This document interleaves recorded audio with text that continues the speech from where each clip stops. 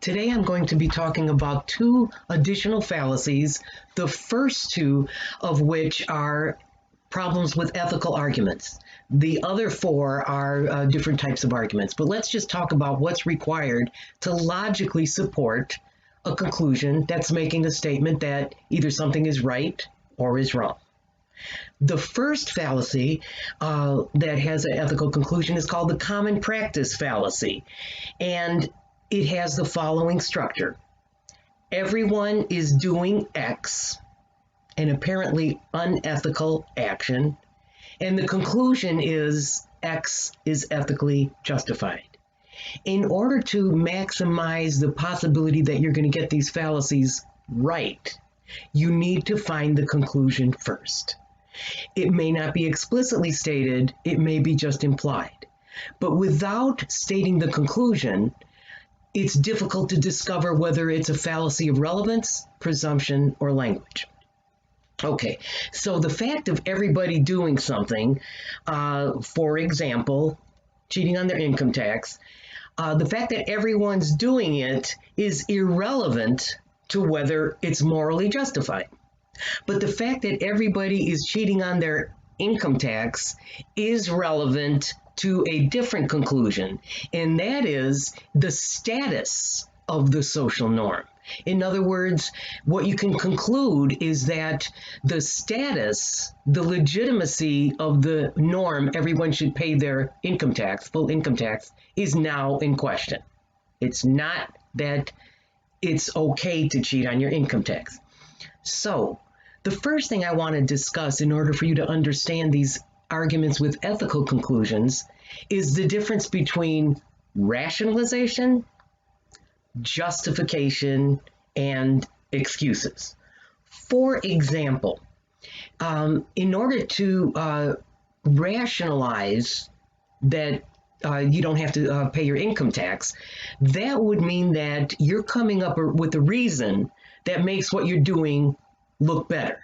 So, for example, if the reason why you're not paying your income tax is you believe that you need the money more than the federal government, that wouldn't be justification for why people should not pay their income tax.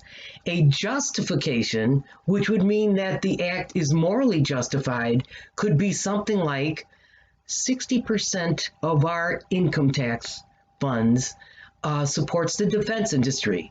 And as a pacifist, I don't want my money to support the defense industry. That's a justification from the viewpoint of the conscientious objector.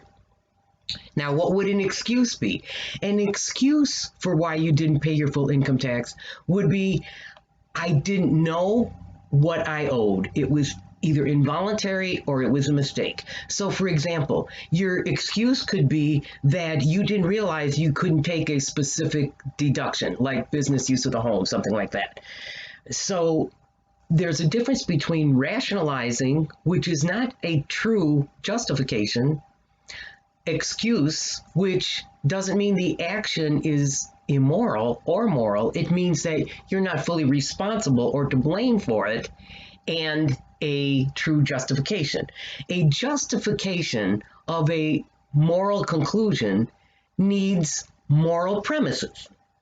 So, an arguer that's justifying something as immoral or immoral could talk about the cost to social welfare, a form of BCA, benefit cost analysis. Or the person could justify what he's doing or she's doing based on the golden rule. You wouldn't want somebody to do this to you, so don't do it to somebody else. Or you could discuss why it's unfair or unjust. Okay, the next fallacy that has an ethical conclusion is called the two wrongs make a right fallacy. The structure, A, some person or organization treated me unfairly in doing X.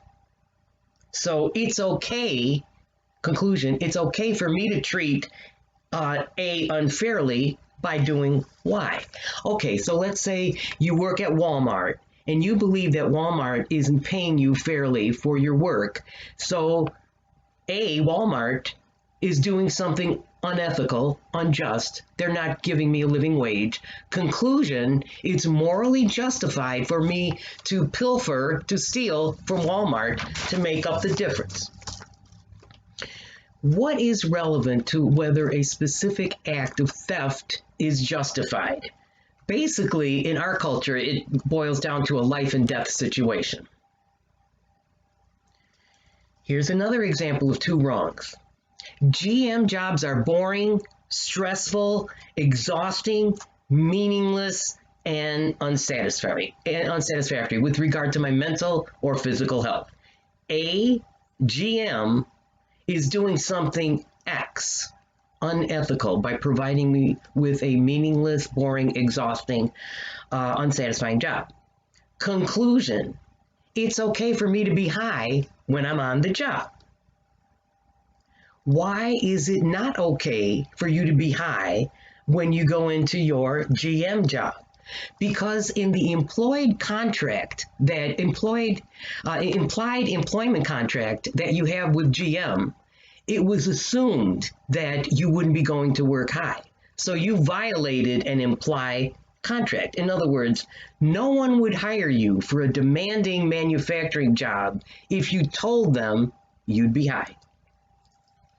Okay, third fallacy is called the fallacy of cliche thinking. Cliches are well-worn, overused maxims. They're well-worn, overused principles that tell you what you should do. So something like a cliche, something that you might think is a cliche, like whatever, my bad, those are well-worn maxims, but they don't tell you specifically or implicitly what type of things would be permitted. Okay, so in some respects, cliches have lasted this long because they're good generalizations. And they've lasted this long because people knew logically which examples to apply them to and which not to apply them to. So the reason why some arguments fit the guidelines for cliche thinking is because in the premise, there's a cliche, and in the conclusion, it's applied to a specific example without any support for its relevant application. So if it's in some ways it's similar to a sweeping generalization. A good generalization, one that everyone agrees with, is misapplied to an exceptional case. But with cliche thinking, it's not necessarily an exceptional case, so you don't have to discuss in your critical reasoning what's exceptional about the case. You need to discuss what type of support is needed for the conclusion. I'm going to give you 5 different cliches involving dogs as a basis for whether you should blow the whistle on your employer for falsifying test reports. Should you blow the whistle? Well, every dog has his day. Well, that suggests you should not blow the whistle because your employer is going to have what's coming to him or her without your intervention. What about don't bite the hand that feeds you? That suggests no, because you don't want to get fired for whistleblowing because your employer is angry. In reality, people that blow the whistle are associated with the bad news that they're presenting. The old kill the messenger. So in reality, whistleblowers tend to be blacklisted from their professions. So every don't bite the hand that feeds you has some merit to it, but it's not an ethical argument. Okay, what about he that sleeps with dogs or lies down with dogs will wake up smelling like a dog, which is what my grandma used to say. And the more contemporary version, he who sleeps with dogs will wake up with fleas. That suggests, yes, you should blow the whistle because you're being complicit in your employer's unethical actions. And the last one, let sleeping dogs lie. That suggests it's a problem that's better left alone by you. And ask the current channels of communication to handle it. What about it's a dog eat dog world? No, don't blow the whistle because this person is acting selfishly, irrationally, illogically, and you can't do anything about it because it's a dog. That's human nature. Okay, so the critical reasoning with respect to should you blow the whistle, show what type of logical support is needed to justify the conclusion. Yes, I should blow the whistle because I'm guilty and responsible if I don't. Yes, it violates social welfare to accept falsified tests. Or, no, there are proper information sharing channels in existence for whistleblowing, and I'm not part of these channels. And what I mentioned earlier, the kill the messenger phenomenon, I'm going to get fired and blacklisted. So someone else in a different position should do it. Okay, the fourth fallacy I'm talking about today is the red herring fallacy. That occurs when someone switches to a logically irrelevant issue as a means to get audience, readers, listener support. So it's a conclusion that isn't supported in a relevant way. Instead, the author switches to a logically irrelevant issue, and then the audience or the listener agrees with the issue. That's the substance of the argument. Here's an example I got from the press. In Connecticut, there was a rule that allowed for high schools to distribute birth control to high school kids. One parent in Connecticut responded, "We should not give free birth control to high school kids because what about statutory rape?" Well, statutory rape occurs when someone has sex with an underage person. So if that's not already occurring, if the high school kids aren't sleeping around with 40, 50-year-old people, it's not going to happen just because they have birth control. So what's logically relevant to whether a high school in Connecticut should adopt the principle that we want kids to have birth control? What is the impact of birth control or not having it on human health? The last I heard, 30% of American females have certain STDs. So using birth control would help with that. Or what's the impact on unwanted children for teenagers?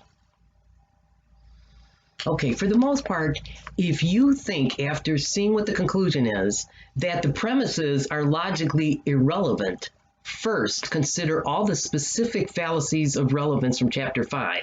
If none apply, you can use red herring. The next fallacy is called alternatively willed ignorance or invincible ignorance. The premises, here's the structure, the premises say there's a great deal of evidence and support for a certain position. The premises need to say it, not what you already know about the subject. And then the conclusion is A is not true. But in the argument, there's no support for A not being true.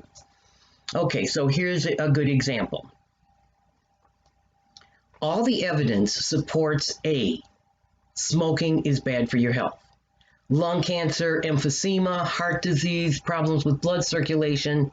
Conclusion, I can smoke because everyone has to die from something. Okay, no attempt to provide evidence, but anybody should be able to smoke because everybody's got to die from something.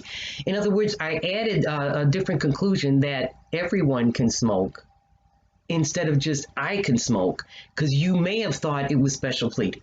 So in general, it's saying people can smoke, no problem, because everybody's got to die from something. Okay, so obviously that's a very illogical argument, because how soon you die and how painfully is logically relevant to whether you should smoke or not. Here's another example.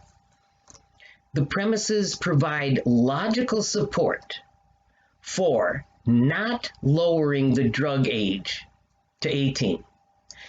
All the evidence supports the fact that teens 18 and under will experience negative effects: car accidents, fights, unprotected sex, vandalism, a lot of negative effects that result from kids 18 and under drinking. But this person's conclusion, they should lower it because they're going to get it somehow. Okay, not dealing with the evidence, but just the fact that evidence as far as health and safety, but just saying they're going to get it somehow. Ignoring the fact that when you make it easier to get it at a younger age, it makes it more likely they're going to get it somehow.